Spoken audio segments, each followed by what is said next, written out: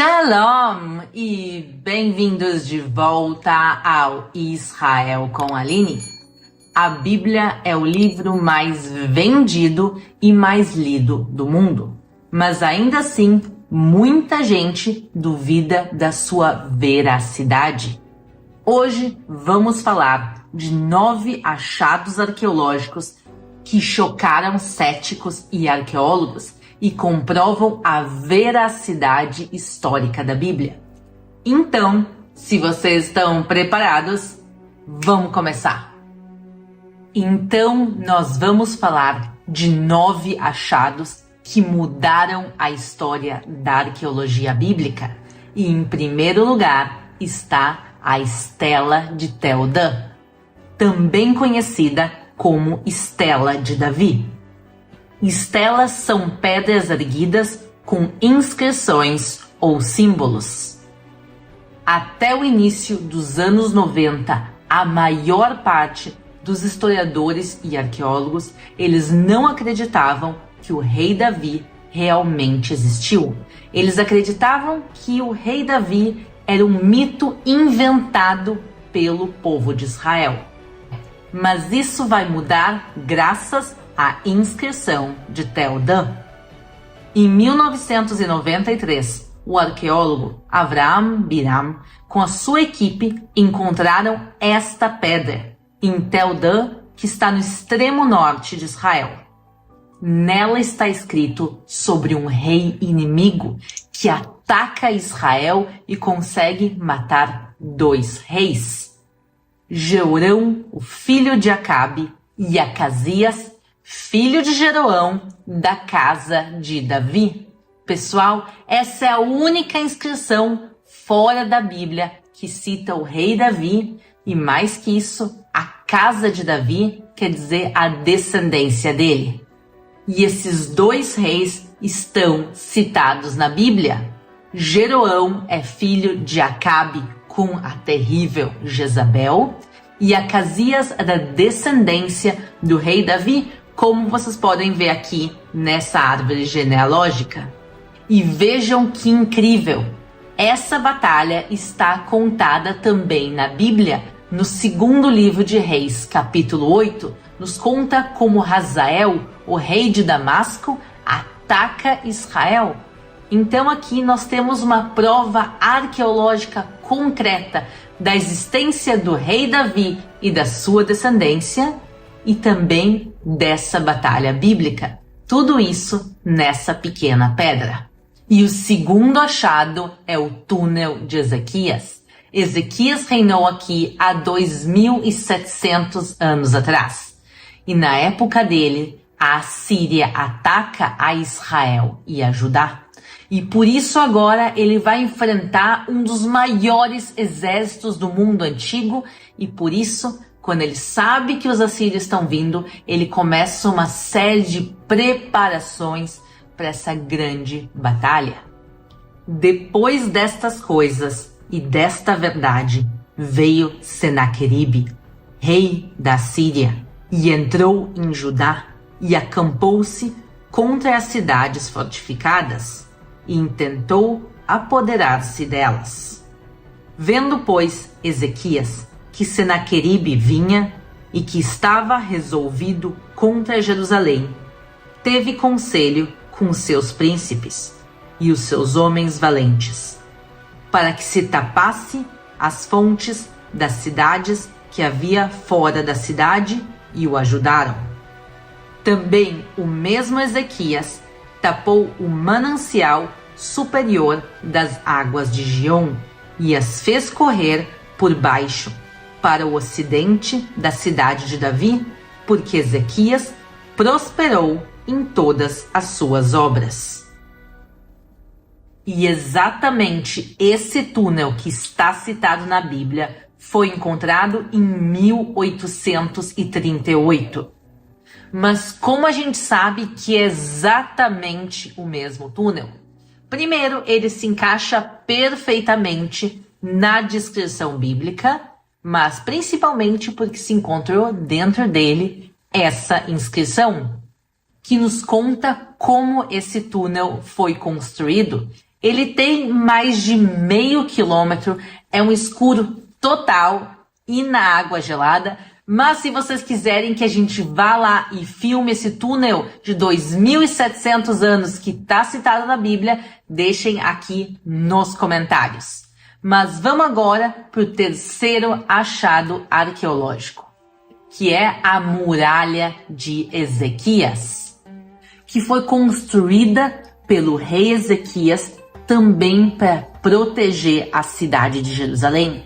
E essa muralha não está citada uma, mas sim 3, se não 4 vezes na Bíblia. E está escrito o seguinte: também contastes as casas de Jerusalém e derrubastes as casas para fortalecer os muros. O que o profeta Isaías está nos contando é que naquela época eles não tinham tempo de fazer uma muralha que circundasse todas as casas da cidade, e por isso, na pressa, no medo do ataque dos assírios, eles constroem a muralha que passa por cima de casas da cidade, o que não é uma coisa comum naquela época. E quando se escavou essa muralha, o que se encontrou? Justamente que ela passa por cima de casas da cidade, exatamente como a Bíblia nos relata. Mas agora a pergunta que surge é: quem vai vencer essa batalha? Os assírios com um grande exército chegam até Jerusalém depois de todas essas obras que Ezequias faz? E quem vence a batalha é Deus. Vejam essa passagem. Portanto, assim diz o Senhor acerca do rei da Assíria: não entrará nesta cidade, nem lançará nela flecha alguma, tampouco virá perante ela com escudo, nem levantará contra ela trincheira alguma. Pelo caminho por onde vier, por ele voltará. Porém, nesta cidade não entrará, diz o Senhor, porque eu ampararei a esta cidade, para livrar por amor de mim e pelo amor do meu servo Davi. Sucedeu, pois, que naquela mesma noite saiu o anjo do Senhor e feriu no arraial dos assírios, e 185.000 deles. Levantando-se pela manhã cedo, eis que todos eram cadáveres.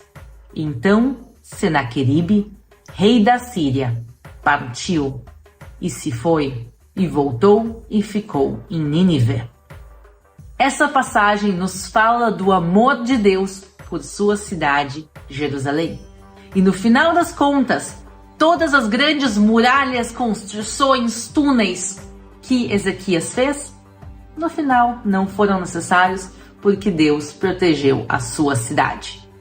E o quarto achado na nossa lista são os prismas de Senaqueribe. Chegou a hora de falar do grande inimigo do povo de Israel e de Ezequias. Esses 3 prismas, feitos de argila, escritos na escrita cuneiforme, nos revelam muita coisa. Esses prismas nos contam a história da batalha do povo de Israel contra Senaqueribe, visto aos olhos dos inimigos. E esse achado é tão importante porque ele conta a história de Israel não só pelos nossos próprios relatos, mas pelos olhos dos inimigos. Vejam o que está escrito: quanto ao rei de Judá, Ezequias, que não se submeteu à minha autoridade, sitiei e capturei 46 de suas cidades fortificadas, junto com muitas cidades menores, tomadas em batalhas com os meus arietes.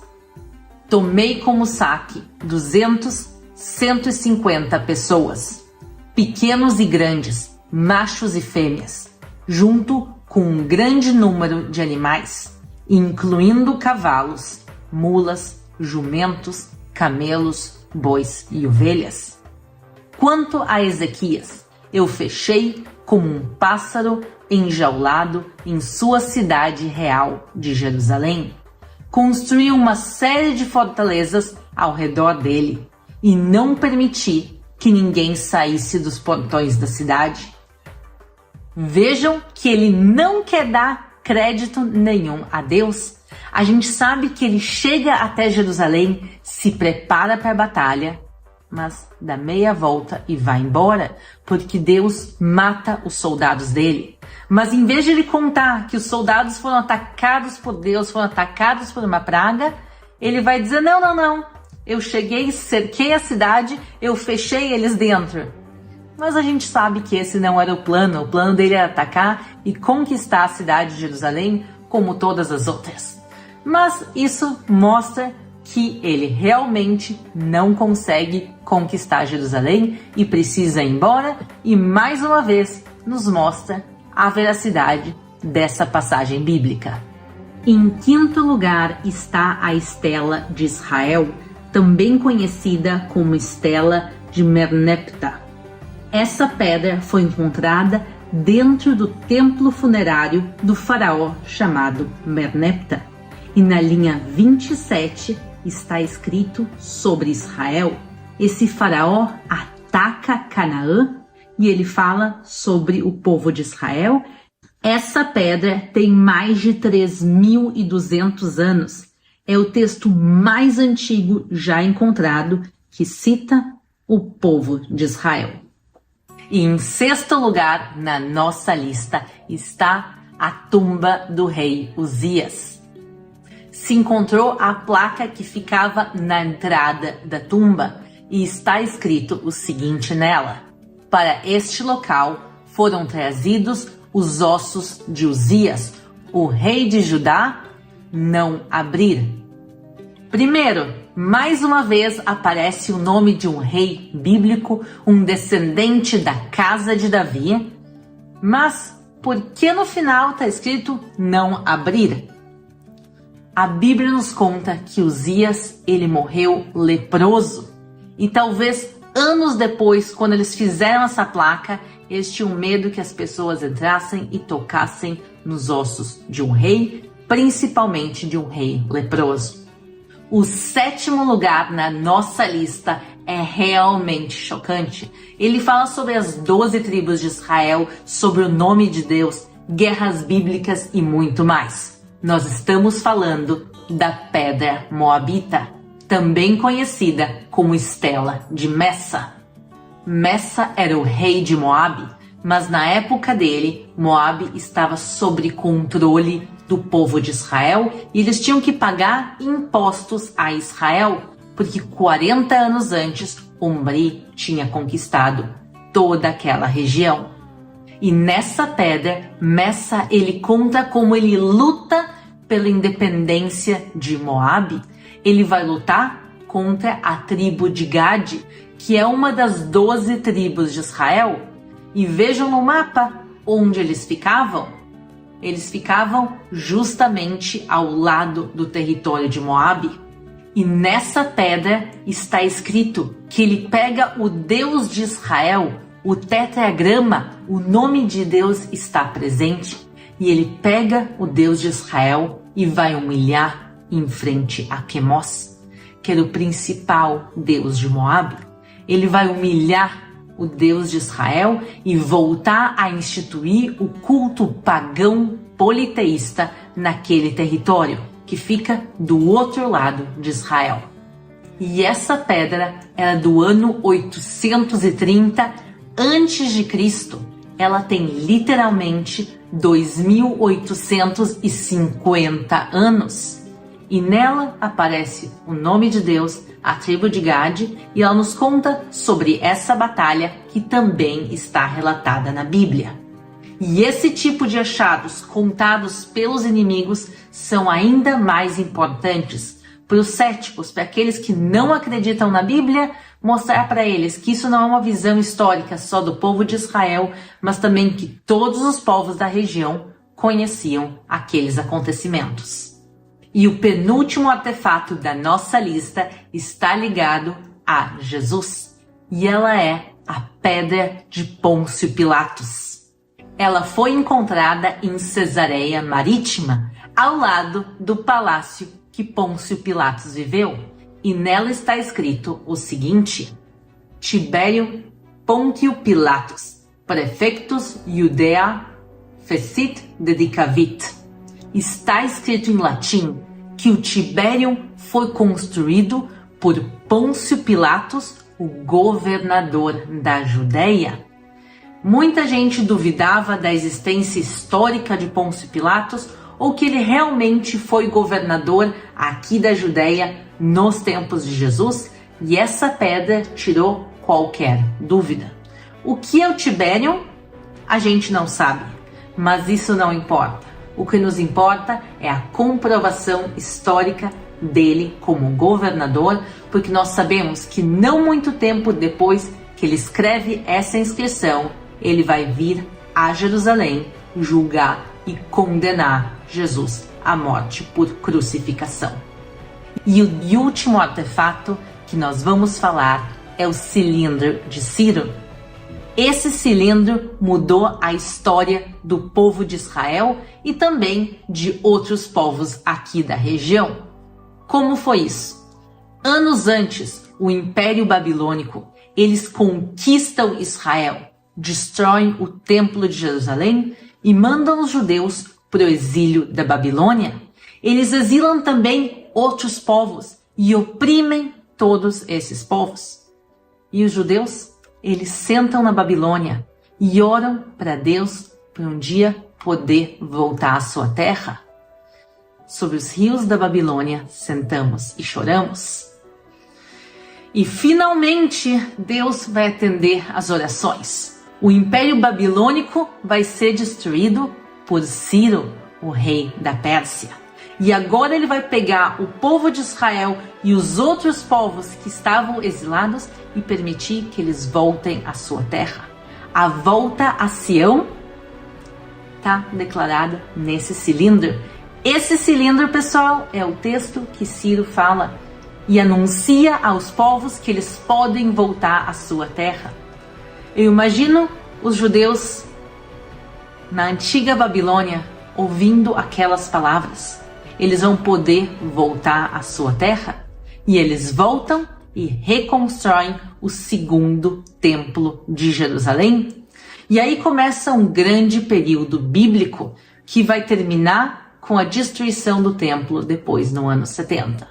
Então, esse pequeno artefato, ele é o cumprimento da palavra divina. Quando Deus promete a terra de Israel ao seu povo, o povo foi exilado, mas ele volta graças à intervenção de Deus e ao cilindro de Ciro.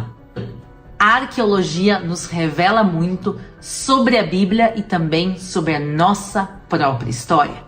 E por isso eu acho tão maravilhoso estar na terra de Israel e poder ver a arqueologia em primeira mão. Se vocês querem vir conhecer Israel, eu convido vocês a participarem da caravana Israel com Aline. Todas as informações com preços estão no nosso site. O site está aqui na tela e também no primeiro comentário e na descrição do vídeo. Agradeço a todos por terem assistido. Um grande beijo e a gente se vê na próxima.